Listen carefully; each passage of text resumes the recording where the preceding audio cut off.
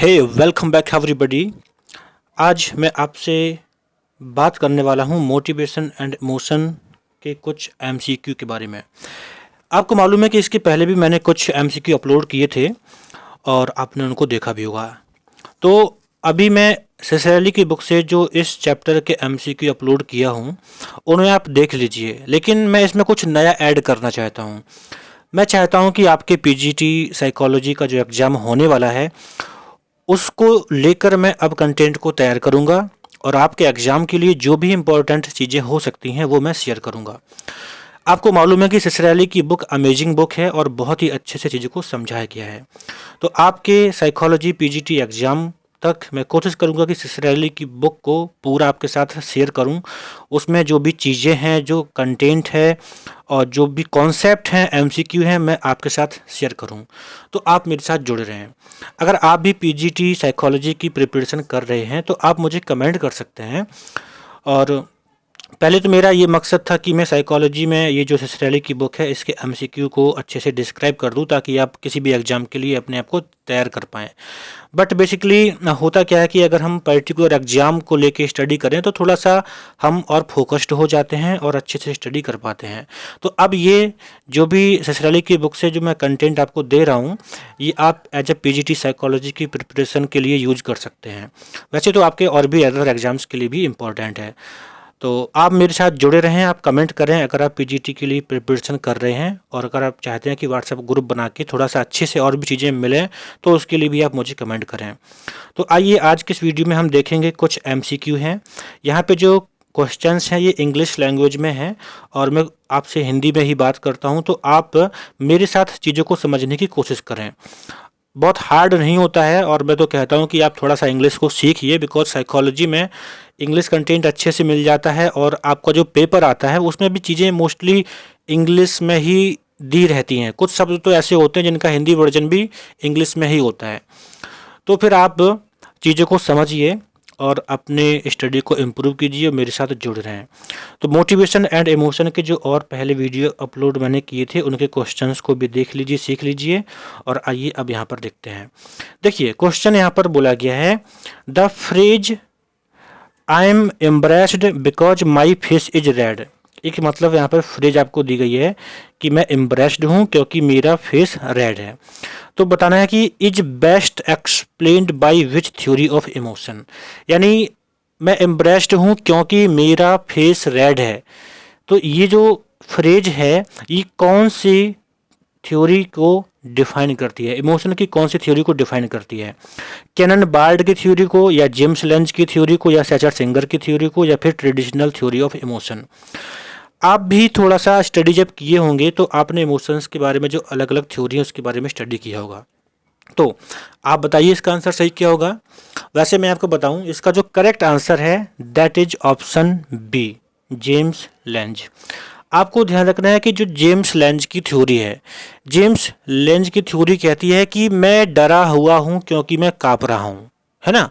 मतलब कि हम ये कह सकते हैं कि जेम्स लेंज की थ्योरी में ये बताया गया था कि हम जो इमोशन फील करते हैं वो इमोशन इसलिए फील करते हैं क्योंकि पहले हम क्या करते हैं, अपने बॉडी को ऑब्जर्व करते हैं। मतलब कि जैसे मान लीजिए अगर हम बहुत ज़ोर से कांप रहे हैं तो मैं डर महसूस करूंगा। मेरा फेस अगर बहुत ज़्यादा डिस्टर्ब है, रेड हो गया है, पसीना आ रहा है, तो मैं अपने आप में इमोशन फील करूंगा, है ना। तो इस तरह से जेम्स लेंज की थ्योरी कहती है कि पहले हम बॉडी में जो चेंजेस होते हैं उसको ऑब्जर्व करते हैं, उसके बाद हम डरते हैं। यानी जो हमारे ऑटोनोमिक नर्वस सिस्टम होता है उसमें जो अराउजल होता है उसको हम ऑब्जर्व करते हैं और हम डर जाते हैं या फिर डर को महसूस करते हैं। और सिंपल तरीके से कहूँ कि जेम्स लेंज थ्योरी के अकॉर्डिंग पहले हमारा एएनएस यानी ऑटोनोमिक नर्वस सिस्टम अराउज होता है, मतलब हमारे बॉडी में कुछ चेंजेस होते हैं और उसके बाद हम फियर का इमोशन फील करते हैं। या फिर हैप्पी वाली भी बात हो सकती है, वो अलग चीज़ें हैं जिस तरह के भी बॉडी में अराउजल हो। इसका आंसर आपका है बी। और आपकी पीजीटी एग्जाम में तो ऐसे ही सिंपल क्वेश्चन पूछे जाते हैं, तो आप चीज़ों को समझिए और जब भी आप मेरे वीडियोस को देखें तो आप खुद के शॉर्ट नोट्स को भी डिजाइन कीजिए, वो आपको बहुत हेल्प करेंगे जब आप एग्ज़ाम के लास्ट टाइम पे चीज़ों को रिवाइज करेंगे। इसके बाद यहाँ पर सेकंड क्वेश्चन है, इसमें कहा गया है I believe that emotions and physiological arousal, मैं विश्वास करता हूँ कि हमारे इमोशन और हमारा जो फिजियोलॉजिकल अराउजल होता है टेंड टू हैपन साइमल्टेनियसली, मतलब लगभग में एक साथ होता है। तो बताना है कि which theorist would be responsible for making such a statement, यानी इनमें से कौन सा थ्योरिस्ट है जिसने इस तरह का स्टेटमेंट दिया होगा। तो ऑप्शन में आपके सामने कुछ नाम लिखे हैं, वॉल्टर कैनन और फिलिप बार्ड, विलियम जेम्स और कार्ल लिंज, स्टैनली सैचर और जेरोम सिंगर, या फिर सिगमंड फ्राइड और एरिक एरिक्सन। आप बहुत अच्छे से समझ सकते हैं कि जो सिगमंड फ्राइड और एरिक एरिक्सन है ये तो ऑप्शन आपका है ही नहीं, तो इसे क्रॉस कर दीजिए। अब बात आती है ऑप्शन ए बी सी की। तो देखिए अभी हमने जब पहला क्वेश्चन देखा था तो वहां पर हमने जेम्स लेंज की थ्योरी को समझा, यानी जो आंसर था हमारा वो जेम्स लेंज के अकॉर्डिंग था। तो यहाँ पर सीधी सी बात है, यहाँ पर जब वो इमोशन और फिजियोलॉजिकल अराउजल्स के एक साथ होने की बात कर रहा है तो फिर जेम्स लेंज तो आएगा ही नहीं, तो हम बी को क्रॉस कर देंगे। जेम्स लेंज क्यों नहीं आएगा? क्योंकि जेम्स लेंज में कहता है कि पहले फिजियोलॉजिकल अराउजल होता है और सेकंड नंबर पे इमोशन होता है, तो आपका बी ऑप्शन बी यहाँ पे नहीं आएगा। अब बात आती है Walter Cannon and Philip Bard और ऑप्शन सी स्टैनली सैचर एंड जेरोम सिंगर। तो यहाँ पर मैं आपको सीधा आंसर बता देता हूँ कि इसमें जो आंसर है वो सीधा है आपका ऑप्शन ए, वॉल्टर कैनन और फिलिप बार्ड। आप इसको कैनन बार्ड की थ्योरी भी पढ़ते होंगे, आपको याद होगा कि आपने कैनन बार्ड के नाम से इसको पढ़ा होगा, लेकिन यहाँ पर पूरा नाम Walter Cannon and Philip Bard लिखा है। तो ये थोड़ा सा याद रखना भी जरूरी है, क्योंकि जब ऐसे पूरे नाम एग्जाम में दे दिए जाते हैं ना ऑप्शन में, तो हम थोड़ा सा मिसगाइड हो जाते हैं कि यार ये तो मैंने कभी पढ़ा नहीं है। तो बेसिकली ये कैनन बार्ड का ही ये पूरा कॉन्सेप्ट है कि इमोशंस और फिजियोलॉजिकल अराउजल साइमल्टेनियसली होते हैं। तो ऑप्शन आपका ए सही है। अब यहाँ पे थोड़ा सा ट्रिक बता दूं कि आप कैनन बार्ड का जब भी नाम आएगा तो कैसे आप याद रख पाएंगे कि कैनन बार्ड का जो कॉन्सेप्ट है वो क्या है। देखिए जब भी हम कैनन बार्ड लिखते हैं तो यहाँ पे कैनन का सी पहले होता है और बार्ड का बी होता है। थोड़ा सा आप ABCD में जाएंगे तो आपको पता है कि बी और सी एक साथ होते हैं, या फिर सी बी एक साथ होते हैं, ऐसे कह लीजिए।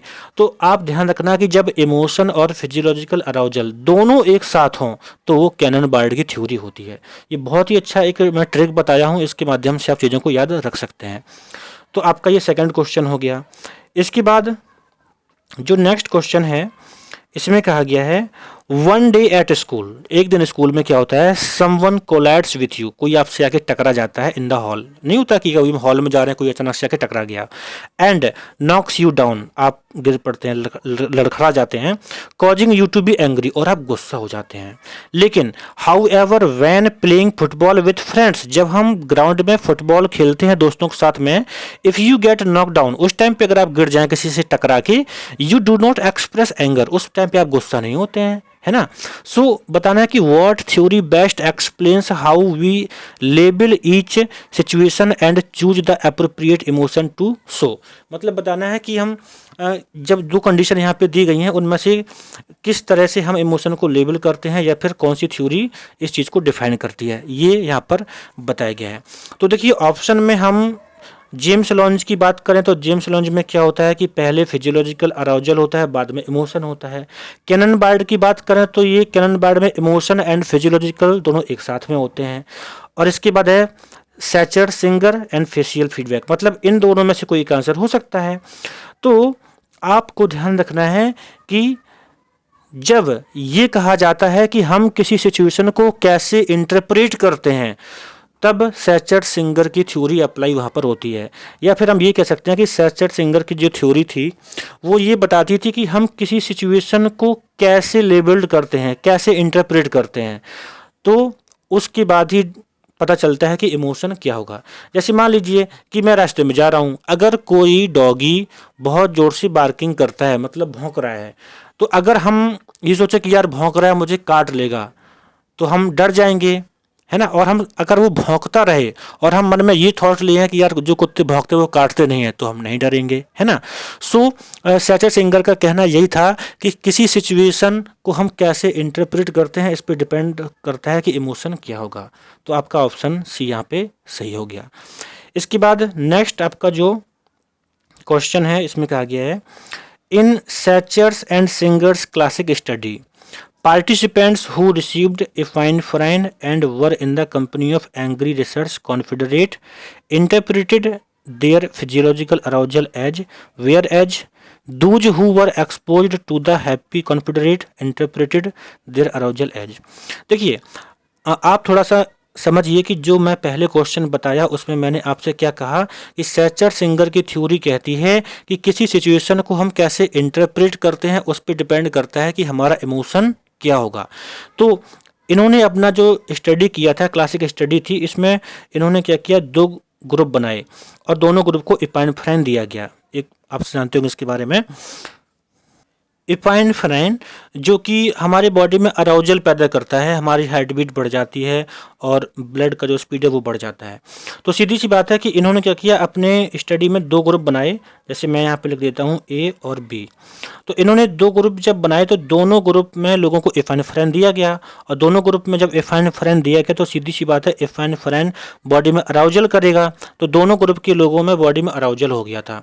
लेकिन पहले ग्रुप में क्या हुआ, पहले ग्रुप में मतलब जब अराउजल हो गया तो उस टाइम पे एक ऐसी कंडीशन दी गई जहाँ पे मतलब कोई एंग्री वाली कंडीशन थी, है ना। तो फिर क्या हुआ कि ए ग्रुप के लोग सभी एंग्री हो गए थे, नाराज हो गए थे, क्योंकि वो सिचुएशन को एज अ एंगर फील कर रहे थे। और जो बी ग्रुप के लोग थे वहाँ पे हैप्पी वाली कंडीशन रखी गई, तो बी ग्रुप के लोग नॉर्मल हैप्पी फील कर रहे थे, भले ही वो भी अराउजल थे, उनकी बॉडी अराउजल कंडीशन में थी, मतलब कि उनका भी ब्लड स्पीड बढ़ा हुआ था, हार्ट बीट बढ़ी हुई थी। लेकिन ए ग्रुप में जो पार्टिसिपेंट थे वो एंगर फील किए और बी ग्रुप में हैप्पी फील किए। तो सीधी सी बात है कि व्यक्ति किसी चीज़ को कैसे इंटरप्रेट करता है उस पर डिपेंड करता है कि उनका जो इमोशन है वो कैसे होगा। सो आपको ध्यान रखना है कि इस क्वेश्चन में जो कहा गया है, इन सैचर Singer classic study participant who received epinephrine and were in the company of the angry research confederate, मतलब रिसर्च में क्या पार्टिसिपेंट्स को एपाइनेफ्राइन दिया गया, लेकिन एक कंपनी में क्या एंग्री रिसर्च यानी एंग्री वाली कंडीशन बनाई गई है, वहाँ पे कुछ एंगर वाला माहौल क्रिएट किया गया। तो उस टाइम पे जो अराउजल था वो कैसा होगा, एंगर होगा। और जहाँ पे सेकंड कंडीशन थी कि जो पार्टिसिपेंट थे उन्हें एक्सपोज किया गया हैप्पी एनवायरनमेंट में, हैप्पी लोगों के साथ में, तो वो उस कंडीशन को हैप्पीनेस के रूप में फील करेंगे। तो यहाँ पर आपका ऑप्शन ए सही है, तो इसको आप अच्छे से याद रखिएगा।